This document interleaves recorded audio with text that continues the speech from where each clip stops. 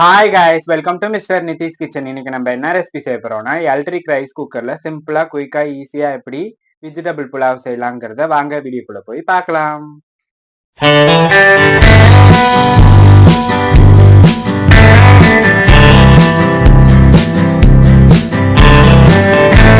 Table spoon அளவுக்கு oil add பண்ணிக்கோங்க. Oil heat ஆனோன்னா whole spices ஒரு டேபிள் ஸ்பூன் அளவுக்கு சோம்பு ஆட் பண்ணி தாளிச்சுக்கோங்க. காரத்துக்கு தேவையான அளவு 3 பச்சை மிளகாய் எடுத்திருக்கேன், நீல வாக்கில் நறுக்கி அதையும் சேர்த்துக்கோங்க. புலாவுக்கு பச்சை மிளகாய் காரம் தான், உங்களுக்கு வேணும்னா பார்த்துட்டு பச்சை மிளகாய் சேர்த்துக்கோங்க.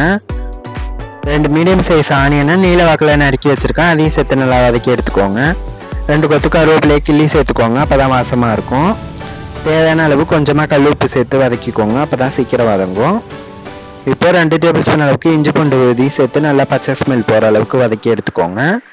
ஒரு கைப்பிடி அளவுக்கு பீன்ஸு, ஒரு கைப்பிடி அளவுக்கு கேரட்டை பொடுசாக நறுக்கி வச்சுருக்கேன், அதையும் சேர்த்து நல்லா வதக்கி எடுத்துக்கோங்க. ஊற வச்ச 1 கப்பு பச்சை பட்டாணியும் சேர்த்து நல்லா வதக்கிக்கோங்க. ஊற வச்ச மீல் மேக்கரையும் சேர்த்து நல்லா வதக்கி எடுத்துக்கோங்க. பொடுசாக நறுக்குன கொத்தமல்லி புதினாவையும் சேர்த்து நல்லா வதக்கி எடுத்துக்கோங்க. இப்போ 1 கப்பு சாப்பாட்டு அரிசி ஊற வச்சுருக்கேன், கழுவி களைஞ்சி அதையும் சேர்த்து நல்லா மிக்ஸ் பண்ணி எடுத்துக்கோங்க. 1 கப்பு ரைஸுக்கு நான் 1.5 கப்பு தேங்காய் பால் ஆட் பண்ணிக்கிறேன். இப்போ மிக்ஸ் பண்ணி எடுத்துட்டு மூடி போட்டு ஒரு 20 நிமிஷம் கழிச்சு எப்படி இருக்குன்னு பார்க்கலாம்.